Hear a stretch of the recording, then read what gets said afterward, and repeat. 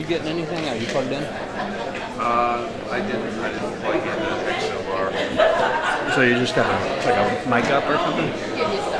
I'm getting a hum. That's why I plug into the snake box there. Are you getting a hum? I'm saying I don't. I have a different microphone. Oh, gotcha. Just plugged in here, so actually I probably should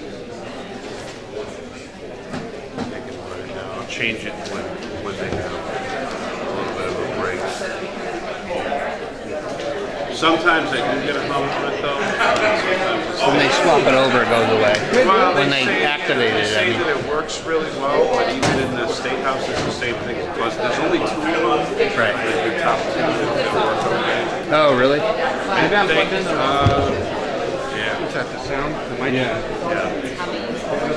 There's only 2 of them that really work.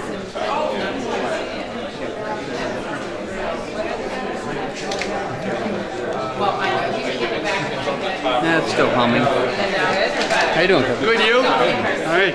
Good to see you. But I've gotten to know everybody. Yeah, I know. Yeah. It's really hit or miss. Right. It's just the top row. Some Some of the other ones do? Some of the other ones work and some of them don't. Okay.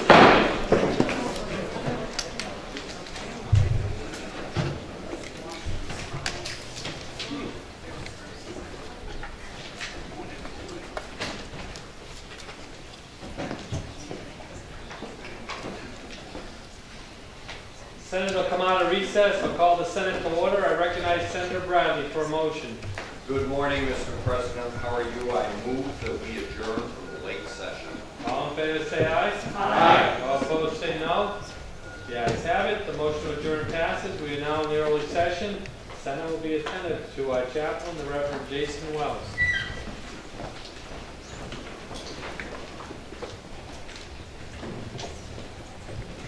Good morning. As I bring prayer to you, I ask your prayers especially for Father Dan Sinibaldi of St. Mary and Peter Church in Rochester, Senator Cataldo's pastor. His pastor is facing stage 4 cancer. So please keep that in your mind this morning. And if any of you do have prayer requests and your own things are weighing on your hearts, I do write those down and keep them literally close to my heart, but in my prayers. So please do bring those to me as one of your chaplains. And a few weeks ago, I went out to till the garden. And I ran the tiller over hard soil, mixing in compost and manure. And at the end, I saw crooked lines of loose, rich, dark earth ready for planting. I was pretty satisfied with the work, but I realized that my work that day wasn't done. It wasn't done for the rest of the season. There was planting and watering, weeding, harvesting, canning, and eating, all yet to come.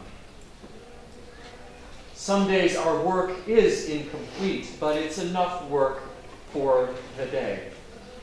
Even though the work isn't always done perfectly, even if it's only good, we can take rest in it being good enough for today. Let us pray.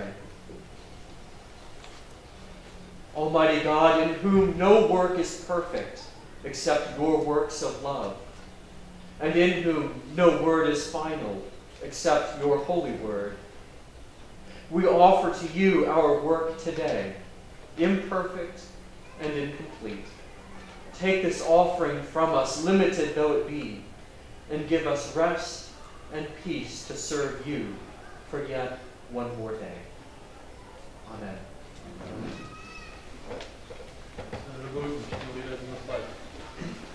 Allegiance to the flag of the United States of America and to the republic for which it stands, one nation, under God, indivisible, with liberty and justice for all. Introduction of guests. Senator Sanborn. Thank you, Mr. President. I would like to introduce my pages today, and since they're both standing, I'll have one of them row into sit, because it's always ladies first in the people's house. Mr. President, Charlotte, stay standing, please. I'd like to introduce Charlotte Olivia Lechner. Charlotte's 16 years old, in the 10th grade. And as a good senator from District 20 I love, we love tall, athletic, basketball playing, volleyball playing pages that come in front of us. Charlotte's from Temple, New Hampshire. She goes to Conval High School in Peterborough. Her favorite school science, her favorite school subject is science. When we look at her extracurricular activities, Mr. President, we could fill books and take most of the day, which might make your pleasure. But I want to point out that she participates in basketball, both for school and for an AAU team, volleyball at school, loves equestrian sports, and she participates in an independent study of photography, focusing on the issue of equestrian animal rescue. In the future, she plans to continue her current studies and activities. Following high school, she will pursue a 4-year college degree and would like to put the skills and interests she has working with people into her future work, acknowledging that both her father and grandfather, like my father and sister, are educators, and they will inspire her future work. So ladies and gentlemen, please welcome Charlotte, who is also affectionately known as Charlie.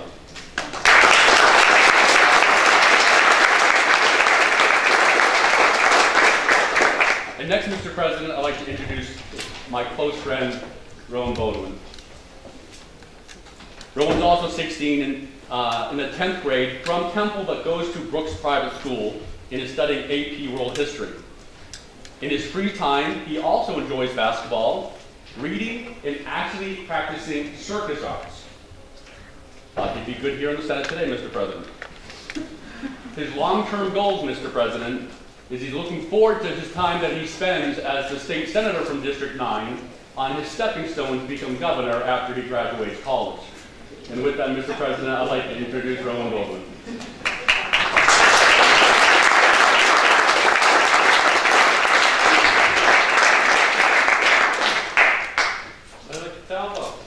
Thank you, Mr. President.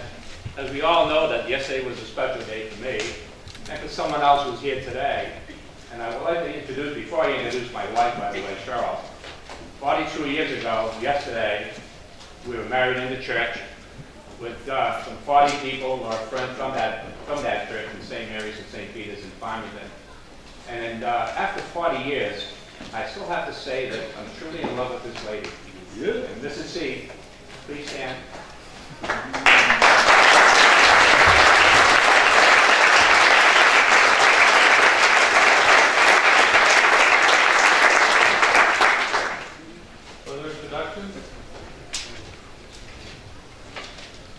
Without objection, the following bills will be special ordered to the front of the regular calendar. In finance, HB 1 and HB 2. Without objection, the following bills will be special ordered to the end of the regular calendar. In energy, House Bill 572. In executive departments and administration, House Bill 508. Following bills will be removed from the consent calendar, HB 309 in judiciary. Senator Bradley moves that the consent calendar with the relevant amendments as printed in the day's calendar be adopted, and that all such bills found ought to pass be ordered to third reading. All in favor say aye. Aye. All opposed say no. The ayes have it. The consent calendar is adopted. And we will go to the Committee on Finance, and the Senate will be attentive to the clerk. Thank you, Mr. President. The Committee on Finance, to which was referred, House Bill 1A, an act making appropriations for the expenses of certain departments of the state in fiscal years ending June 30th, 2016 and June 30th, 2017. Having considered the same, the committee recommends that the bill is up passed with an amendment by a vote of 42. Senator Forster for the committee. Senator Forster.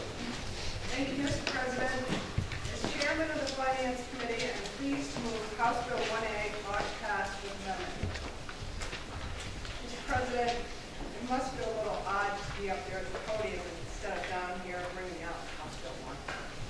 Under your leadership as the Finance Chair, the last two budgets were balanced and started a trend towards being fiscally responsible. And while maybe not all of your attention was focused on the budget this time, I assure everyone in the room that the Senate President knows and can debate this budget as well as anyone. Your leadership on the third floor, corner office, has been key to pulling together all parts of this budget. So I thank you for that and for your mentorship in this first-time role for me.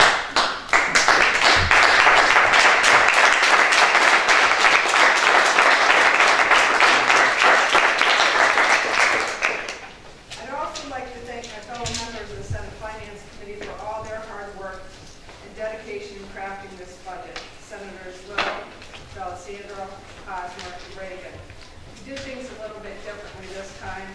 I asked everyone to get engaged in the process. I asked Senator Little and Senator Morse to take up the DOT Department of Safety budget.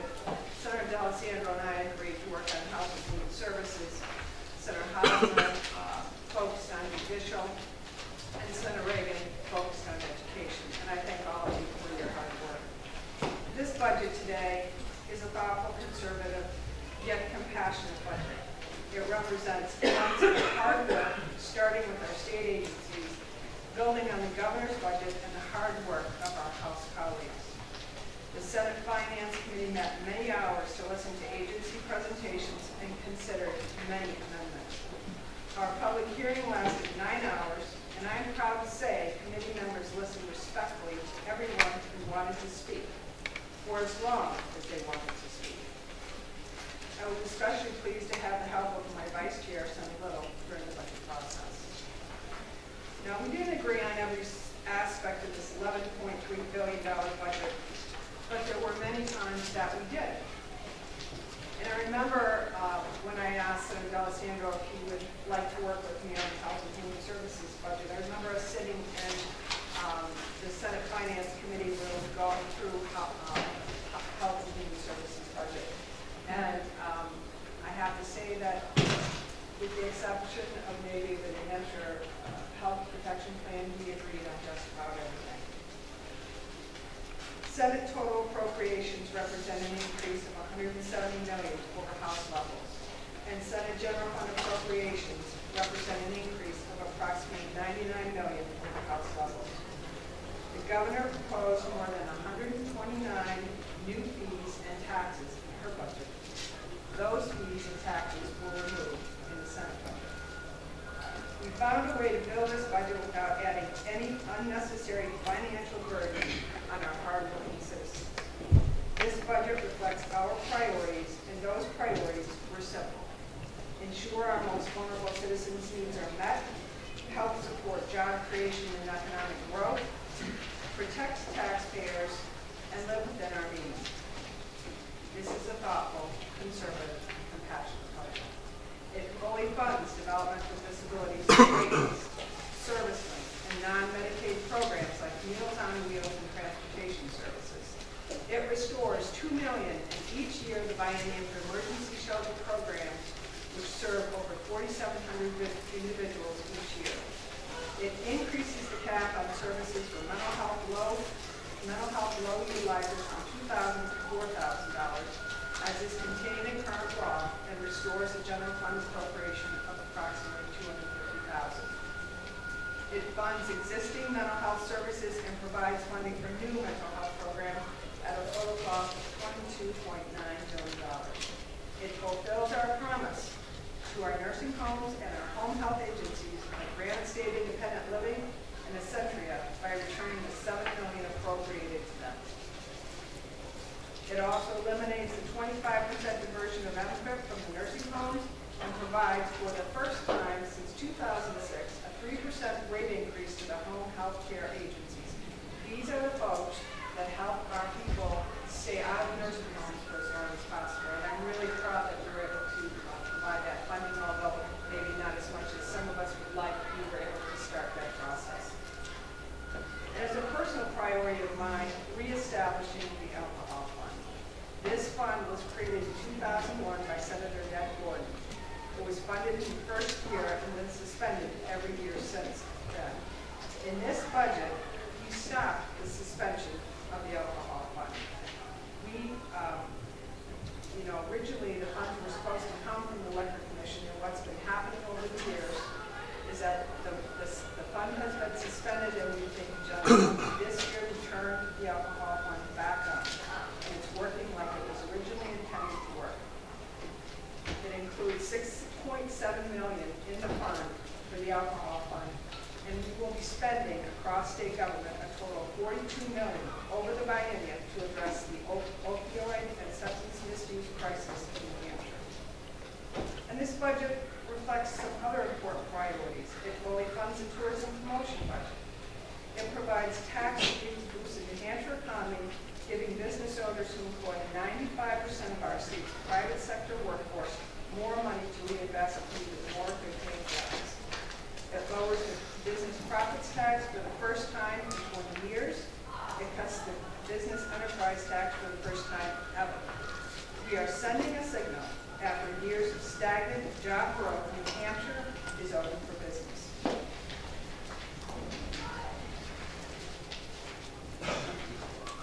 On the heels of the nonpartisan Pew Center study that showed New Hampshire the 10th worst state for post-recession job creation, this is the perfect time to send such a strong message. If not now is the time to lower taxes, when it is the right time.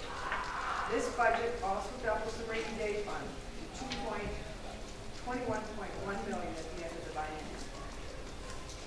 Mr. President, you will hear more from my fellow senators on how we not committed to education, transportation, and public safety.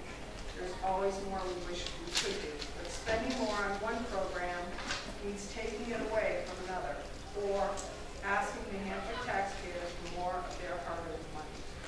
In closing, I want to repeat, the budget before you is balanced. It reflects the Senate's commitment to our priorities, protecting our most vulnerable citizens, and building our economy while living within our means.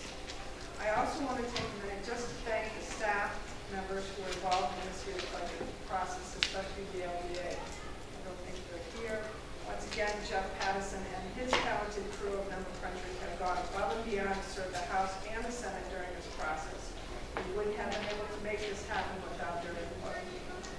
Many of them work weekends and nights, and I want you to know that we all truly appreciate what you've done for us. Our support system also includes Christy Grant, Deb, Mike Hay, and Mike Lisa, who work with Senate Finance. Their dedication can never be understated, and to all the other staff members who help our community, we owe you a debt of gratitude. Mr. President, the Finance Committee recommends this bill ought to pass on House Bill 1 as amended, and we ask for your full support. Thank you, Senator Forrester. The bill is now on second reading. The first order of business is the committee amendment. Is there any discussion on the committee amendment? The question is on the adoption of the committee amendment. Senator Kelly. Yes, thank you, Mr. President. Thank you, Senator, for your remarks. I just had a quick question in regard to the budget. I know that the Senate budget assumes a 2% caseload reduction for the Department of Health and Human Services, I'm just wondering what analysis you have used to confirm that reduction? Thank you for the question, Senator. When this came over to the Senate from the House, I think their numbers were 2% and 2.5% in the Senate. And what we did in the Senate was bring that from 1.4 to 2% in the first year of the biennium to 2% in the second year of the biennium, based on conversations with the Commission of Health and Human Services, and really kind of Follow-up question. Follow-up. Well, you know, I have not seen or heard about that analysis, and wondered if you have that concrete analysis for that you could actually provide to me.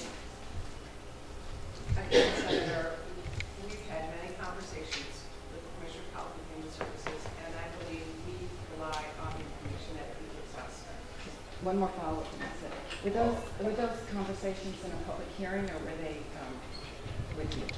I think there were several meetings with him and me and Senator Morse, and I'm not sure if there was something we discussed in a public hearing. I'd have to go back and look at it. But I do have documentation. I would appreciate seeing that. Thank you so much. Senator Clark, the question on. Yes, thank you very much, Mr. President. I have a question for Senator Forrester. Yes. Senator Forrester, I do have several concerns about this budget, and I'm sure that we will be addressing many of them going forward. But I have a specific question for you, which has to do currently with the Senate budget cut of $3.5 million from the new Senate in the second year of the biennium. And I'm wondering what your plan is, or how you foresee,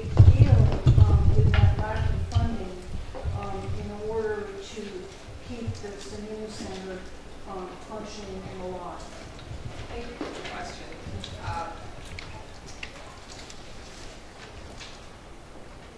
This has been a kind of a project that I've been working on for many weeks now, talking to a lot of folks who've been involved with this community center. And what we decided, we've got issues with the community center, I'm sure you're aware of. And much like we did in the last budget, when we were trying to get Massachusetts to live up to their commitment about paying money back to flood control, what we ended up doing was sort of putting an incentive on the AG's office by withholding funds to get them to go forward and get the money that we do back to communities. So I think this is much in that same vein as what I found in working with all these various groups and trying to come up with a plan, including the commissioner, that we were getting a lot of stonewalling, which to me was very frustrating because at the end of the day, this is about serving our youth, and we weren't getting anywhere. And I think the feeling was that we will put the money back in the first year of the budget, and we will create that incentive to come forward with a plan. You may have seen those plans. And I am confident that with this incentive, we will come forward with a plan that works for all our youth. Senator Osborne with a question. Thank you, Mr. President. Senator Forster. Senator Forster. Thank you for taking my question, Senator. My concern with the budget that you just outlined is behavioral health, community-based mental health services. And as you know, during the course of the finance hearing, $6.25 million was placed back into behavioral services. Subsequently, $6.25 was taken out. My concern is that the state is currently under a settlement agreement in regards to community-based mental health services, both with the Federal Department of Justice and the state Attorney General. And my concern is that if we're taking $6.25 out of community-based behavioral services, that we may not be able to live up to the settlement agreement that we have. I'm wondering what type of assurances you can make that taking that $6 million out of community-based mental health services or the behavioral health budget, that we run no risk of running afoul of the settlement agreement and finding ourselves back in the position we were at a couple of years ago. Thanks for the question. What you're talking about is there was a mental health settlement for this session that funded $22.9 million, I think, for mental health. What we did in meeting with the Commissioner of Health and Human Services, we identified 5 or 6 lines. 5 lines: mental health, low utilizers, mental health infrastructure, mental health non-direct services, the New Hampshire hospital and bed crisis, and the New Hampshire hospital concessions that were taken out. So what we did was we took 6.26 that you're talking about from the mental health settlement and applied it to programs that are currently in place. We felt it's very important to fund the programs that are currently in place. We wanted to make sure that the New Hampshire hospital moved forward. Now, I just recently read the settlement agreement from the mental health issue, and in looking at that, because I have concerns just like you, we don't need lawsuits. And I was interested, and I don't know if you've looked at it or if you've read it, but I was interested to read that, and I'll read you this section. It says, the settlement agreement does not identify the price of development and implementation of these programs, but the budget passed by the House proposed to commit $22.9 million to fund the settlement. The settlement entered into by the Attorney General's office expressly recognizes that the executive branch has no authority to bind the state in any manner that requires the general court to appropriate money. And I can give you copies of the letter, happy to give it to you this as well, but I'm taking from here. Taken together, the general court has exclusive authority to make policy decisions concerning the mental health system in New Hampshire and to appropriate public funds to satisfy the settlement. This settlement agreement specifically and properly properly recognizes that general court may choose to fund some, but not all of the programs detailed in the settlement agreement. And so I believe it was our feeling, as I said earlier, that it was very important for us to fund the programs that are in place now and then move forward with the new plan. And I will tell you with the new plan, I actually have some concerns. I looked through, and I think we heard in finance and things that they were planning to fund. It's like nothing for the North Country. It's in Concord, Manchester, Nashua. So I'm not really excited about the mental health settlement to begin with, but I think in looking at the settlement document and the analysis of that we're in good stead, because we are moving forward with mental health. And then follow-up. Further question. Thank you. Thank you, Senator. For the follow-up question. So if I understand you correctly, everything has been funded so that we comply with the mental health settlement, yet we are recommending cuts in other areas of behavioral services. No, thank you for the question. No, what I'm telling you is that it didn't identify a specific amount. That amount was chosen by the governor. The House accepted it. The Senate is accepting it. There is no, in the settlement, it doesn't say we have to spend this much money every year and we have to stand up these programs every year. It gives us leeway. If I may, one follow-up, please, Senator. Thank you. Well, I think we heard in Senate Finance that we have an external auditor that's going to make these determinations as to whether we're complying with the settlement. Yep. Based on the proposal that's come out of Senate Finance and contained in the budget that you're recommending for passage, has this been vetted by any external auditors to ensure that either one, our services will maintain, that we'll be able to maintain our requirements under the settlement agreement, or two, if we're not, where we're falling short? Senator, thank you for the question. I think at the end of the day, there's always risk of a lawsuit. Unfortunately, it seems in the state of New Hampshire, people are willing to do that quite often. At the end of the day, $22.9 million was appropriated, came from the governor for this mental health lawsuit settlement. I think taking $6.26 million and putting it towards services that need to be funded that are already in place is a good place for us to be. Thank you. Thank you, Senator. Thank you, Senator Osborne. Senator Little. Thank you, Mr. President. When you asked me to serve on the Finance Committee as Vice Chair, I was honored, very much so. As a freshman, still in my first 6 months of service to the state of New Hampshire and the state Senate. It's been a very heavy lift. It's been quite a challenge. I can think of no better way to learn so much about the state of New Hampshire and about our state government and how things operate than to serve in this position. And I am grateful for the opportunity, and I'm humbled by the trust that you and the rest of the Senate have put into me.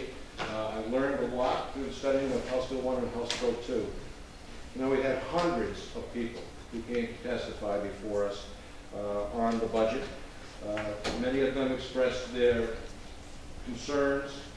We listened very closely, and I believe we've done a very good job of addressing the concerns that were voiced to us, particularly regarding the Department of Health and Human Services. Just want to briefly pause here at this moment and say to Senator Kelly that I think that if you're looking for someplace in public testimony where you might get the answer to your question, you might take a look in the Fiscal Committee. Commissioner Tumpas came before us several times, and as a matter of fact, in a line of questioning that was brought forward by Senator Sanborn, we confirmed the comments that had been made to us in other conversations as the committee did its work on the budget, that in fact the caseload figures that he had said to us are defensible. So you could probably look for it in there. This budget fully funds developmental disabilities and the wait list, adding $23 million in general fund spending with matching funds that reflects a $40 million increase over the budget as proposed by the House of Representatives. We found $5 million to fully restore funding to ServiceLink. I can't tell you how many seniors I have received emails and phone calls from who tell me how important it is to helping them find the types of services and assistance that they need to live their lives safely. We added back more than $20 million to non-Medicaid services, including Meals on Wheels, congregate meals, transportation, and in-home care. This budget restores the funding for New Hampshire's nursing homes and provides a 3% rate increase for home health care providers. That's the first rate increase that these home health care providers have seen since 2006. Senator Forrester spoke about her commitment to the alcohol fund, and I want to thank her for the hard work that she put in on that issue, and I can tell you that her concern about this matter precedes her time in the Senate. It is also a strong priority of mine. We added $3.3 million for the Medicaid substance use disorder benefit, which is matched 100% by federal funds. This provides parity for a benefit already provided under the New Hampshire Health Protection Plan approved last year. The governor wanted to fund the drug czar position in her office. We redirected the money for that to the Department of Health and Human Services and suspect that it would be better used to address our major opioid problem in the state of New Hampshire with direct services to people on the streets. But if HHS believes they need to fund this position, we've given them the money and the flexibility to continue to do so if that's what they wish to do with it. Overall, we've increased funding on drug and alcohol programs from $24 million to $42 million over the biennium, which is a significant contribution to address this major problem of substance abuse that the state of New Hampshire faces. We've restored $2 million for staffing at the state hospital and given that department flexibility to fill unfunded positions. We've also provided $16.7 million to implement new services in the community mental health setting. We've also dedicated $6.5 million towards current mental health services. While the governor would like us to spend more on the settlement, the fact is, as Senator Forrester has just told us, that the new programs will take time to get up and running. The Finance Committee, in consultation with the Commissioner, believes that some of these resources are better used through existing programs. There's $1 million available to open the 10-bed crisis unit at New Hampshire Hospital, which the Commissioner assures us will be enough to open the unit without delay. This budget provides for New Hampshire's most vulnerable citizens. It also provides for public safety. The House budget made significant positive changes to how the Department of Safety was funded, and that presented challenges to other programs in the general fund. The Finance Committee restored highway funds to pay for, as our Constitution says, supervision of traffic thereon. But for the first time in the last 6 years, we're living with the highway fund diversion caps. This budget will allow the department to keep open substations in Gorham and in Epping. It restores funding for the State Police Forensics Lab, and it provides active shooter ballistic vests for our officers, those who put themselves between us and danger. Facing shortfalls in plea-by-mail revenue, we needed to find a better way to fund the Detective Bureau. We committed to pay for this vital function in the general fund, and we did it without increasing fees on vanity license plates. Across the river, the Connecticut River, to the west, Vermont Yankee is closing, and that has left a huge hole in the Homeland Security's budget. We absolutely have to fill that. The governor proposed new assessments on insurance companies and on electric rates to make up a $1.8 million tax increase at a time when insurance rates and electric rates are already too high, some of the highest in the nation. Instead, we found a dedicated source for Homeland Security using $1.5 million from renewable energy alternative compliance payments. Protecting our utilities from both natural and man-made threats is a big part of Homeland Security's job, and we wanted to find a funding source that matched this responsibility. I know some of my colleagues disagree with adding this new purpose to the Renewable Energy Fund, but this budget restores more than $50 million that the House wanted to transfer to the general fund. There's been a lot of talk about whether or not this has been an open process, and I want to say, Senator Forrester, that the process you followed, that you created and followed, I find has been extremely involving, flexible. You set deadlines, and when people weren't ready to meet those deadlines, you waited for them. You allowed us to continue to talk about issues, welcomed everybody into the room to have their say. When it came time to vote on the Health and Human Services budget, we all had before us this sheet of issues and amendments that we needed to be voting on. Last night I was running through this, and I was struck by a very interesting trend, I guess I'll call it. I kept seeing ought to pass 6-0 on restoring the health, the HIT component of the Health Protection Act. And I started going through, and I saw Medicaid coverage for children and pregnant women. Ought to pass. 6-0. I saw restore the funding for emergency shelters. Ought to pass. 5-0. I saw the Governor's Commission. Ought to pass. 6-0. And I kept going on through this. And I saw restoring non-Medicaid social services, including Meals on Wheels and transportation. Ought to pass. 6-0. Restoring the funding for service link. Ought to pass. 6-0. Long-term care participation. MQuIC. Ought to pass. 6-0. And on and on and on. And so I counted them. And I know that some of the ones that we didn't agree on, where there was a 42 vote, are some of the ones that are more important to you, I suppose, in those issues. But at the end, I did a tally. And what I saw is that there were 34 votes on just health and human services on this day. And of them, 28 were unanimous, either 5 or 6-0, ought to pass votes. 6 times we had a disagreement on it. It comes out real close to 20% that we disagree, meaning 80% of the time we agree. That's a famous quote of a famous American who asks, what do you call someone that you agree with 80% of the time? You call them friend. Over the past several months, I've learned a lot. I've been honored to sit beside you, Senator Goodell, Senator, to learn from you, and I've listened. Thank you very much for the counsel you've given me. I want to thank Senator Forrester for teaching me as I moved along in this, and I want to thank you again, Mr. President, for assigning me to this important role. I deeply understand it, part of the budget that we've created, and I ask all of you, my friends, to go out and pass my House bill. Senator Phil Clark with a question. Thank you very much. I would like to follow up with Senator Forrester, if it's possible, regarding the community center. Senator Forrester.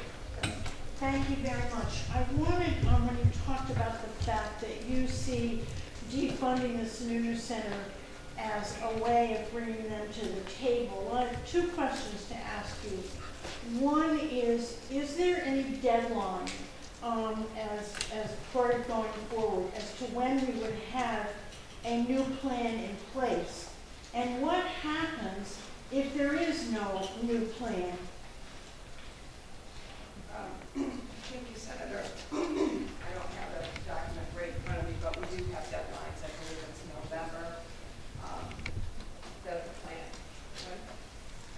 It's, I can get that for you in a minute, but I don't want to go through all answer questions. We do have deadlines. It is being funded in the second year with, I think, $10.1 billion. What happens if you don't come forward with a plan? Thank you. So,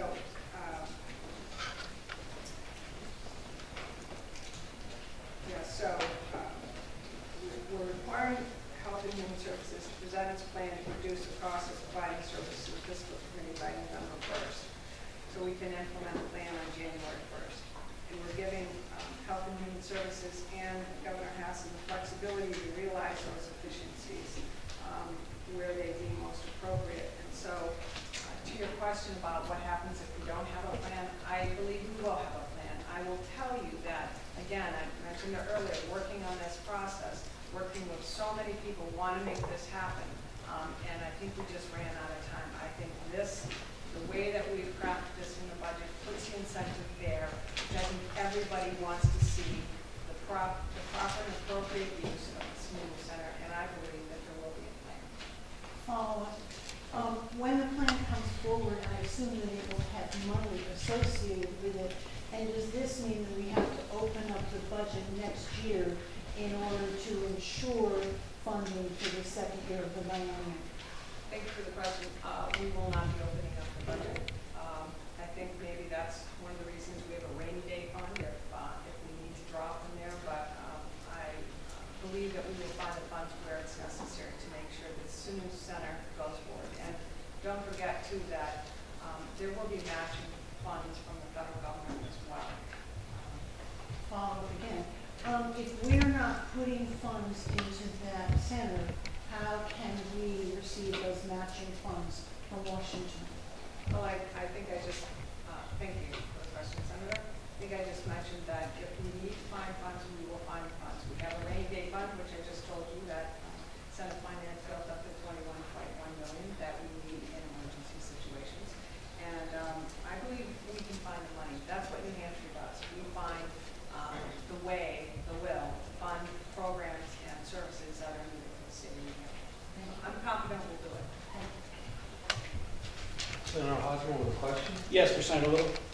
Senator Little. Thank you for taking my question, Senator. It's been a pleasure. I'm not sure what that was all about. Anyway, thank you very much for taking my question. I greatly appreciate it. And I'm not surprised to hear that we agreed in Senate Finance about 80% of the time, particularly when it comes to DHHS.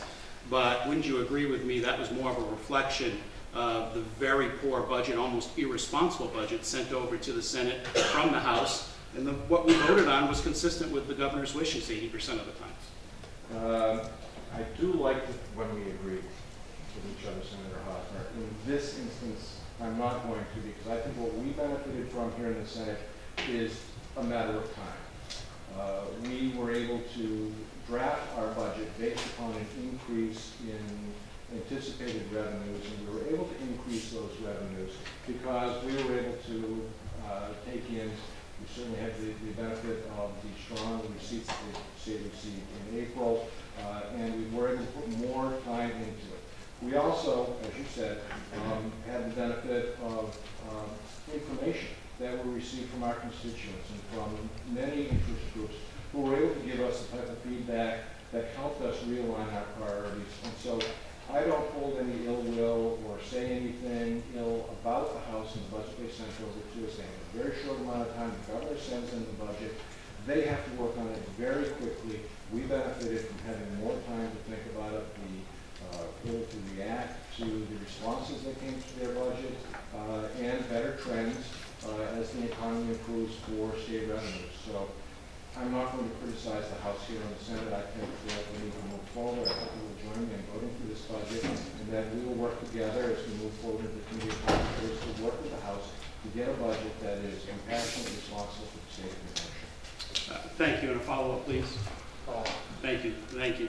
I'm piqued my curiosity when you spoke of the open and transparent nature of what happened in the Finance Committee, and I think to some degree I may agree with you, but my concern, and perhaps you can address this, is that when it came to rededicating the rating of the Renewable Energy Fund, when it came to adjusting the formula for the Alcohol Fund, at what point would you consider it was transparent and open, collaborative, bipartisan, when those proposals were given to the first light of the public when it was presented 15 minutes before a vote in Senate Finance?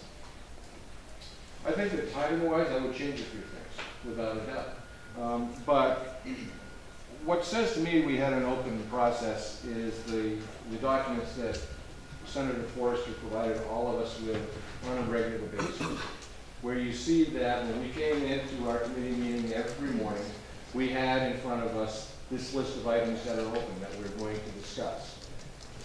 So we had the opportunity at that point in time to pull somebody aside and say, I'm sorry, before we talk about that, could we go out in the hall and really talk about this? We certainly had a full conversation of everything in public at the committee room. We didn't vote on everything at that point in time. As you can see from this sheet itself, we had held items from the previous week because there were questions. And at any time, as a matter of fact, I remember many times when you yourself would have said to the chair, I'm not comfortable acting on that at this point in time. Could we hold this vote? That's how we dealt with that. So while timing-wise, some things might have been a little bit crunched. We have deadlines to meet here. The process does start to move forward at a rather rapid pace. But I think that Chairwoman Forrester was very good when anybody, yourself or myself included, said, I'm not comfortable, I want a little bit more time. We held items, and we held items. We held items for sometimes a week before we voted on it. One follow-up, please. Paul. Thank you. wouldn't you agree with me when it came to raiding the Renewable Energy Fund, when it came to changing the formula for the alcohol fund, calling a timeout or a recess in the Finance Committee and you and I having a discussion is distinctly different than asking for public stakeholder input and letting the public and the stakeholders that are affected by this have an opportunity to weigh in as to whether that was the original intent of the statute or whether it was in the best interest of the citizens of this state to repurpose, refocus, raid funds, and change formulas. I don't know anybody in the public that is going to disagree with the idea of funding the alcohol fund. As a matter of fact, I've received many phone calls and many letters and many emails from people who are plot the action. I don't know that if we held a public hearing on that specifically, that we would hear or do anything differently. Certainly, I suspect we're going to see a few amendments here today that have not had public hearings. I assume that you will support the idea that we should allow amendments to come forward today. I do one final follow-up. And I think the public, would you not agree with me, would say we should fully fund the alcohol fund, yes, leave the Renewable Energy Fund alone for its distinct purpose that it was instituted for, and not change the formula or allow the pilfering from that fund. I do not agree with that. Because I think that when the public knows what those monies are used for, when they see that we returned $50 million that was taken out of the Renewable Energy Fund by the House, and we put that money back in, and we propose to take out $1.2 million a year, for what? For funding the Department of Homeland Security, for keeping them safe and sound, and specifically because the monies that were taken out of the Department of Homeland Security were relative to the nuclear power plant in Vermont, which is closing. There's a significant amount of money that we have relied upon for funding the Department of Homeland Security that came from Vermont Yankee. We're not going to get that money anymore. There is complete nexus to this. Utilities, nuclear power plants have always paid a significant amount of Homeland Security. One of the major things that Emergency Management Services does is get us back up and running when we've had a nasty winter storm. We've all seen them activate the Emergency Services Bureau because we're expecting a major nor'easter. And the power's gone out, and it's going to be out for a week in areas of the state. The first thing everybody wants is their power back on. There's a complete nexus to maintaining and bringing our electric transmission lines and facilities back up to the Operation Homeland Security and the appropriate use of the money. And so I truly believe that when the citizens of New Hampshire find that we're using that money to keep themselves safe and to recover our infrastructure in the event of disaster, they support this. Thank you, Senator. Thank you, Mr. President. Thank you, Senator Little. Do you have a question? I did have a question, if I could, of the senator from District 2. Senator Forrest. Regarding the Sununu Youth Center. And the question was, I think, or is, where's the money going to come from? And if we don't have a plan in place, well, we do have a plan in place. And we've had a conversation that's gone on for years and years about what are we going to do about the cost and the expenses of the Sununu Youth Center, which is outsized for the number of clients that it serves. I've read the report, and my understanding is that one of the things they propose is to raise a significant amount of other source revenue, to take in patients from other states, patients of other types. Does that sound familiar to you at all? It does sound a little. Thank you. The question is, does it sound familiar? Yes. Thank you very much. So then the question. Further questions? Further question. The underlying question is how would we provide for funding of the Sununu Youth Center is through other sources, from using that wonderful facility that we have down there that is underutilized and finding other entities that could pay us fee income for also sharing the facility. Thank you. Senator Waters with a question? Yes, the senator from District 9? 8. 15. Yes, 8. Senator Little. Thank you. Thank you, Mr. President. Thank you for taking my question. I certainly share with you the commitment to increasing drug and substance abuse funding. My question is that I'm sure you know, and having referenced the New Hampshire Health Protection Plan, that of the 40,000 people who are now enrolled, some 6,000 or 15% are taking advantage of the substance abuse programming under that. Doesn't this budget say to them that on January 1st, 2017, you're out of luck, your drug and substance abuse protection programs end? Well, in a separate line, we specifically extend the substance abuse benefit to Medicaid beneficiaries. But you raised the question as to whether or not we should extend the expansion of Medicaid benefits beyond December 31st, 2016. My feeling on that, and I don't believe that I speak for the Senate Finance Committee on this, but my opinion is that we do not have the information currently that we need to make that decision. I think that it was jumping the gun on the part of the governor proposing her budget that we should at this point in time extend Medicaid expansion, because we don't have the type of information, the data that we need to make an informed decision. Any decision we make at this point in time will be based purely on politics and emotion. I also believe, on the other hand, that I believe it was jumping the gun on the part of the House of Representatives to say that we will end the health protection plan extension of Medicaid on December 31st, 2016 for the same reason. We don't yet have the information and the data we need to make an informed decision, which is why I find myself in third, which is that we ought to tackle this issue, very serious issue, very important issue, next year.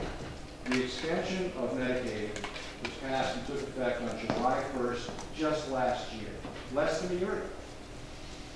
The first benefits started to apply to individuals in August of 2014.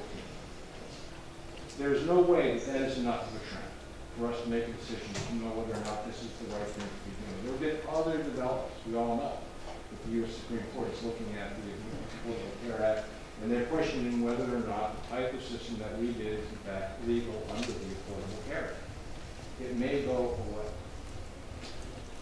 I recently heard, just this week, people say that health carriers in the state of New Hampshire are contemplating 40 to 50% increases because we are thinking about not extending Medicaid expansion in the state of New Hampshire. And then I read yesterday morning's newspaper, and what it said is, an insurance company, I believe out of Massachusetts, said that they are thinking about increasing individual health insurance rates, like the type that I buy for myself and my wife, 40 to 50% because of the way that we extended Medicaid in the state of New Hampshire. That because we chose a hybrid mechanism that requires a waiver from the federal government so that we can take those federal monies and hand them over to the individuals and allow them to buy health insurance individually on the exchange, they're looking at a lot of serious risk that is going to come into those pools. And that as a result, they will need to increase individual rates across the board for everybody in the state of New Hampshire that buys individual health insurance like me by 40 to 50%. So contrary to the argument that health insurance companies are thinking about increasing our rates in the state of New Hampshire because they're thinking about expanding or extending Medicaid expansion in the state, they are actually saying to us, we're thinking about increasing individual rates in the state of New Hampshire because you expanded Medicaid in the way that you did. Now what we need is time to analyze and understand that, and other trends and issues. We know that there has been a reduction in the number of people showing up in emergency rooms across the state who are uninsured. What we don't know is whether or not there is a corresponding decrease in the amount of uncompensated care that hospitals are having to put. We need to know that before we make this decision. So I'm not saying don't extend expanded Medicaid. I hope we can get to the point that we do. What I'm saying is now is not the time because we don't have the information. This is an important decision that we need to base on knowledge and data, not simply politics and emotion. Let me follow up.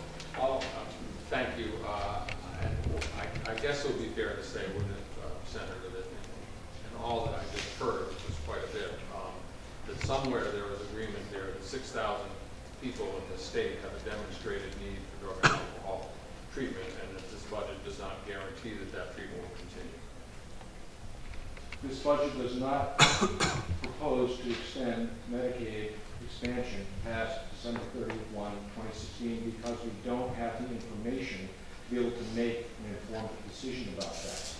I think a very salient point is the news in the paper yesterday that insurance companies are thinking about increasing individual rates for everybody in the state of New Hampshire as a result of the Affordable Care Act and the way that we proposed in the state of New Hampshire to expand Medicaid using the waiver and allowing people to buy their individual products on the health insurance exchange. That is an important issue that we must debate before. I certainly agree with you that those folks that rely on the Medicaid expansion related substance abuse are very, very important to me, and we need to find a way to make sure that that stays. The decision we make needs to be based on information that we still need to gather that we don't have today. I agree with you entirely, sir. Thank you. That we have a serious, serious substance and drug abuse problem, and we need to continue to put more time and effort and resources toward it. Senator Forrest, was a question? Senator Lowe?